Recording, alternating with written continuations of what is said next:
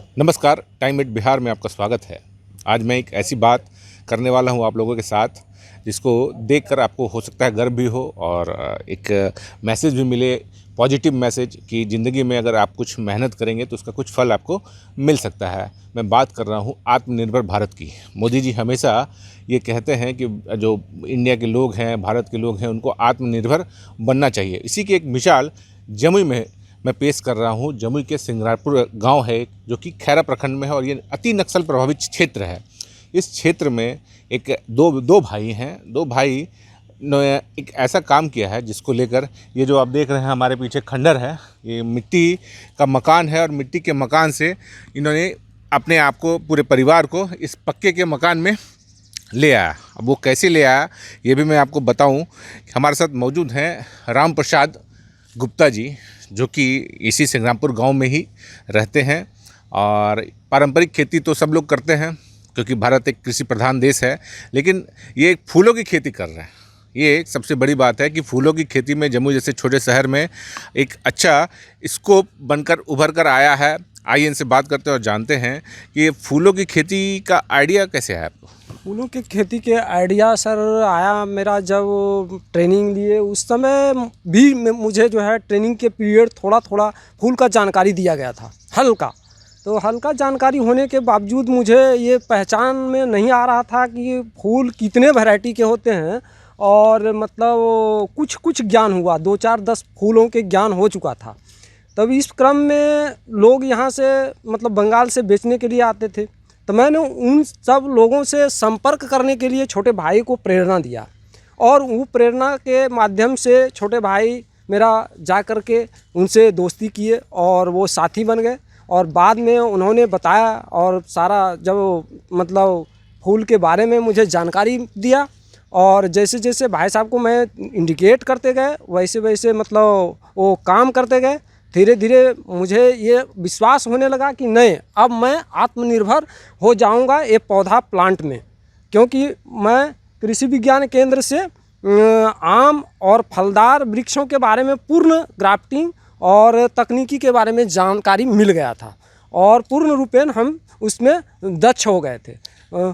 और उसके बाद बाकी बच गया था कुछ फूलों के बारे में। तो अब इससे जब मिलना प्रारंभ हुआ सहयोग, तो हमारा और हौसला बढ़ने लगा और बढ़ने लगा। धीरे धीरे इस कार्य को मैं प्रगति में कितने सालों से ये जो फूल का पारंपरिक खेती तो आप करते ही होंगे पहले, लेकिन ये फूल का जो आपने नर्सरी लगाया है, फूलों की खेती जो शुरू की, ये कितने मैंने कब से शुरू किया? ये सर मतलब 15-16 साल से स्टार्टिंग है और लगातार करता आ रहा हूँ ये। और इसके बाद जो है अभी तक मतलब फूल से अब तो बहुत ज्ञान हो गया है फूल के बारे में। अब कोई ऐसा फूल के बारे में हम सब लोग को मतलब अथी नहीं है कि जिसके बारे में हमको जानकारी नहीं। शुरू में तो कठिनाई हुई होगी। हाँ, बहुत कठिनाई हुआ है इसके बारे में, क्योंकि उसके बारे में बताएं। कठिनाई हुआ सर कि फूल के बीज हम सब लोग को नहीं मिल पाता था। कभी रांची से लेते थे, कभी पटना से लेते थे, तो वो फूल बहुत हाइट में हो जाता था और बड़ा हो जाता था। तो उसका मार्केटिंग में हम सब लोग को दिक्कत होता था, क्योंकि जो विदेशी फूल आता था वो नाटा बोना साइज का होता था और ज़्यादा मतलब सघन होता था और फूलों की संख्या उसमें ज़्यादा मतलब होती थी। तो इस लेकर के मेरा मार्केटिंग जो है कम होता था, मार्केट में डिमांड कम हो रहा था। तब हम सब लोग इस पर फिर दिमाग लगाए और इस पर मतलब विदेशी फूलों पर दिमाग लगा करके इसका जो है हम सब लोग अपना नर्सरी में। अच्छा, ये जो व्यापार है, अब तो नर्सरी जो फूलों का, विदेशी फूलों का जो व्यापार आप कर रहे हैं, तो ये क्या जम्मू तक ही है या जम्मू से बाहर भी? नहीं, जम्मू से है और जम्मू से बाहर जैसे बांका है, झारखंड है आपका, मतलब दूसरे झारखंड मतलब दूसरे राज्य में भी? हाँ, राज्य में भी देते हैं। और इधर मुंगेर है, जमालपुर है, आपका इधर नवादा है, शेखपुरा है, इस सब में हम मतलब भेजते हैं। तो ये सब करने में कितना समय लगा आपको? शुरू में तो आपने स्ट्रगल किया होगा, लेकिन अब आज के डेट में आप झारखंड में भी सप्लाई कर रहे हैं, दूसरे जिलों में, मुंगेर में, लखीसराय में, शेखपुरा में भी सप्लाई कर रहे हैं, तो इसमें कितना समय लगा? समय तो बहुत मेहनत करना पड़ा सर, और मेहनत इतना करना पड़ा दोनों भाई को कि मतलब अगर भाई को हम बाहर भेजते थे तो पूरा प्लांट का संरक्षण मेरे अंदर, और जब हम चले जाते थे कहीं बाहर तो पूरा संरक्षण उनके अंदर रहता था। मतलब आप दोनों की भाई की जो जुगलबंदी है उससे ही ये आपने बेड़ा पार किया? बेड़ा पार किया सर, और बहुत मेहनत किए दोनों भाई ने। और गरीबी के कारण हम सब लोग ये नहीं सोच पाए कि हम सब लोग को कोई नौकरी मिल पाएगा, जॉब कर पाएंगे या तो कुछ कर पाएंगे। मैंने यही सोचा कि यही एक अब चलिए हम लोग आपके गार्डन की तरफ चलते हैं। आत्मनिर्भर होने का एक ठीक बस है रास्ता। कि ये जो गार्डन है इन्होंने बनाया हुआ है अपने घर के पास में ही, जहाँ पर एक छोटा सा नर्सरी है जहाँ पर फूलों की जो सारी वैरायटीज़ हैं वो यहाँ पर उपलब्ध हैं। आइए इनके बारे में भी बात करते हैं। ये सब जो फूल लगे हुए हैं इनके बारे में जानकारी दीजिए कि ये जो फूल हैं वो क्या विदेशी फूल हैं या फिर क्या इनका क्या नाम है, इसके बारे में जानकारी दें। जैसे वो कलेंडुला है, कोलस है, उसके बाद जीनिया है, कॉस्मोस है, भरबेनिया है और कोचिया है। ये सब जो है विदेशी फूल है सर। और विदेशी फूलों की वैरायटी है एक डेंथस है। ये सारे जो है विदेशी फूल के वैरायटी है। और इंडियन भी है, तो इंडियन में सनफ्लावर्स है जो वो है इंडियन है। और उसके बाद बालसम है वो इंडियन है। ये सब जो है इतने वैरायटी, बहुत सारे वैरायटी हैं फूलों के। और ये बाटी गेंदा है सर जो देसी है, इंडियन है। तो हम सब लोग विदेशी और इंडियन दोनों फ्लावर को हम उगा करके और किसानों को देते हैं। अच्छा, ये जो मिट्टी का घर है आपका, मिट्टी के घर से पक्के के घर में आने में कितना समय लगा? मिट्टी के घर से पक्का के घर में आने में हमको सर 10 साल से 12 साल लग गया। 10 से 12 साल लगा। 10 से 12 साल। लेकिन आ तो गए ना? आ गए, लेकिन उसमें भी बहुत बाधित हुआ और बाधा हुआ। और वो भी बाधा को हमने पार किया, जिसमें कि हम सब लोग को क्या कहा जाए वो कहने लायक नहीं है। हम सब लोग केस मुकदमा में फंस गए, उसको भी अथी किए, मतलब सॉल्व किए। अच्छा, कोई भी काम जब आप उसमें स्ट्रगल करते तो कठिनाइयाँ तो आती हैं, तो उसमें भी सॉल्व किए और सॉल्व करके तब मैंने इस घर को बनाया है। अच्छा, जैसे गांव के लोग हैं, शहर के लोग हैं, कुछ पॉलिटिकल लोग होते हैं, कुछ प्रशासनिक विभाग के लोग होते हैं, क्या उनका कितना सपोर्ट रहा? उनका सपोर्ट भी बहुत रहा सर। जहाँ तक है इंसानियत के रूप से हम सब लोग इंसानियत बने और इंसान के रूप में रहे। सहयोग तो भरपूर मिला है, सभी लोगों का सहयोग मिला है सर। और सभी लोगों के सहयोग से आज हम इतना मतलब आगे बढ़े। तो ये जो मोदी जी के आत्मनिर्भर भारत का जो एक संदेश मोदी जी देते हैं, तो उस पर क्या लग रहा है कि मोदी जी का संदेश आपके लिए कितना हितकर रहा? हितकर तो बहुत है। मैं आत्मनिर्भर हूँ, गर्व करता हूँ कि मैं किसी नौकरी के पीछे नहीं। और हम अपने बच्चे को भी ये प्रेरणा देता हूँ कि बच्चा आप पढ़ो लिखो और अपने आत्मनिर्भर बनो। ये नहीं सोचो कि हमें नौकरी मिलेगा। अभी आजकल के जो बच्चे हैं वो तो कृषि के तरफ, नर्सरी हो या फूल का हो या सब्जी की खेती हो, उसकी तरफ तो जाना ही नहीं चाहते। तो उन बच्चों को क्या संदेश देना चाहते हैं? बच्चों को संदेश देना चाहते हैं कि हम कहने का मतलब है कि हम नर्सरी चला रहे हैं तो आप भी वैसा विद्या अध्ययन करो जैसा कि आप ये प्लांट का इंडस्ट्री बना लो जिससे कि प्लांट ही पैदा हो। तो इसमें स्कोप नौकरी से भी ज़्यादा स्कोप है और नौकरी पैसा भी ज़्यादा है।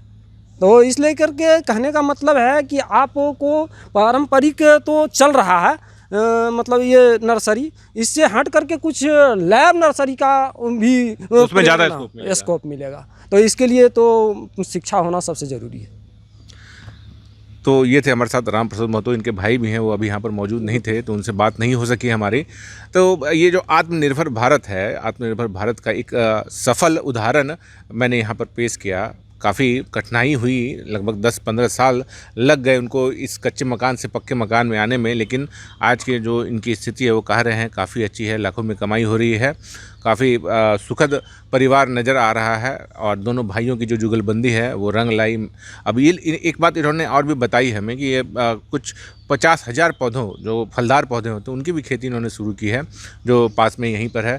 उसकी भी वहाँ पर भी जाकर के हम लोग देखेंगे कि वहाँ पर इन्होंने कैसी खेती की है, वो भी देखेंगे। जैसा मैंने आपको बताया था कि दो भाइयों की कहानी है ये, तो एक भाई और भी मौजूद हैं। इनकी आम की जो नर्सरी है वहाँ पर मौजूद मैं हूँ। और ये आम की नर्सरी, यहाँ के बारे में बताएं ज़रा हमें।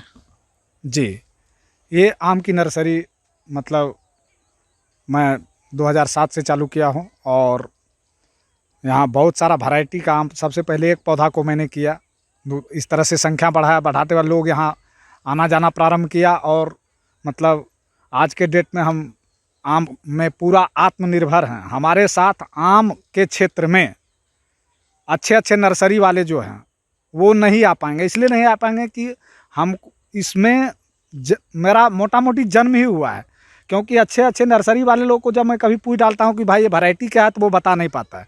क्योंकि वो खुद को तैयार नहीं किया, वो खुद जानता भी नहीं, भले नर्सरी का काम कर ले लेकिन उसको क्वालिटी का पता नहीं। यार हमारे पास इतना पहचान हो गया दोनों भाई के बीच की कहीं बगीचा में घूमूंगा, अगर एक बार आंख से देख लूंगा और फिर बंद करूंगा खोलूंगा, बता दूंगा कौन सा वैरायटी कहाँ क्या लगा हुआ है। कितनी वैरायटी के पेड़ हैं आप? हमारे पास 35 वैरायटी का पेड़ है, जिसमें आम्रपाली, मल्लिका, कृष्णभोग, हेमसागर, जर्दालू, गुलाब खास, बम्बई दशहरी, चौसा, सुकुल, सिपिया, ये सब सारा कच्चा मीठा बहुत सारा वैरायटी का।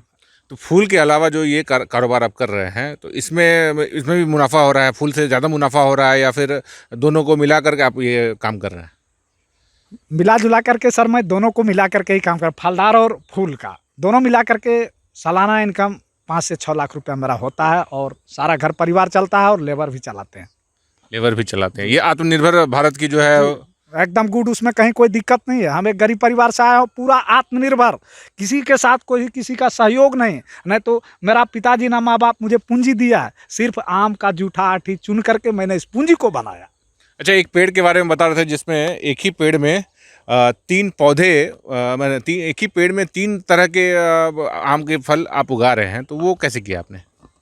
उसके लिए मैंने सबसे पहले अपना प्रैक्टिकल किया, उसके बाद मैं किसानों को देना प्रारंभ किया। कम जगह में लोगों के पास ज़मीन कमता जा रहा है और शौक थोड़ा बढ़ता जा रहा है। लोग कहता है थोड़ा दुधिया मालदा लगा दें, आम्रपाली लगा दें, सब लगाते। हम सोचे भाई एक ऐसा टेक्निक अपनाना हो कि छोटा जगह में 3-4 वैरायटी का एक पेड़ में लगा दो, और लगाने के बाद उसको तीनों फायदा मिल जाएगा, 4-5 वैरायटी का, और लोग वो फल खा लेंगे आसान से अपना बागवानी में। आसान से खा लेंगे एक ही पेड़ में 3 वैरायटी के फल। वो भी मैं आपको दिखा दूं कि ये जो पेड़ है ये पास में ही है हमारे, ठीक है। इस पेड़ में ये कह रहे थे कि 3 तरह के जो डाल हैं वो निकले हुए हैं, और हर डाल में अलग अलग वैरायटी के पेड़ है। यही वो पेड़ है जिस पेड़ में अलग अलग वैरायटी के आम के फल आते हैं। और कौन कौन से वैरायटी किसमें हैं फल? वैरायटी बिहार का टॉप 10 आम है जर्दालू, जो कि प्रधानमंत्री को भी जाता है यहाँ से, और दुधिया मालदा, उसके बाद गुलाब खास। ये 3 वैरायटी, मालदा, जर्दालू और जर्दालू जी सर। 3 वैरायटी के आम जो है इस पेड़ में आते हैं, और ये प्रधानमंत्री को भी यहाँ के आम जाता है। यहाँ का आम जो है वो प्रधानमंत्री, मुख्यमंत्री को जाता है, मुख्यमंत्री प्रधानमंत्री तक भी जाता है, प्रधानमंत्री तक भी जाता है। और बिहार के जो मुख्यमंत्री हैं नीतीश कुमार, उनके घर तक भी यह आम का यहाँ का आम जाता है, जर्दालू का। तो अब देखिए जो आत्मनिर्भर भारत की जो एक मिसाल यहाँ पर वो पेश कर रहे हैं दोनों भाई। एक तो फूल की नर्सरी, और ऊपर से जो फलदार आम का जो पेड़ का है इसका नर्सरी। ये काफ़ी अच्छी खबर मुझे लग रही है, और काफ़ी अच्छा एक मैसेज देना चाह रहे हैं यहाँ के किसानों को, यहाँ के नौजवानों को, कि अगर आप पारंपरिक खेती से हटकर अगर कुछ अलग, या फूल की खेती करें, या सब्जी की खेती करें, या आम के पेड़ों की खेती करें, तो अच्छा मुनाफा कमा सकते हैं। अब इनसे प्रेरित होकर और भी इस एरिया में लोग अगर इस तरह से करें तो उनको अच्छा फ़ायदा मिल सकता है। आप देख रहे हैं टाइम एट बिहार, और मैं हूं सुमित। धन्यवाद।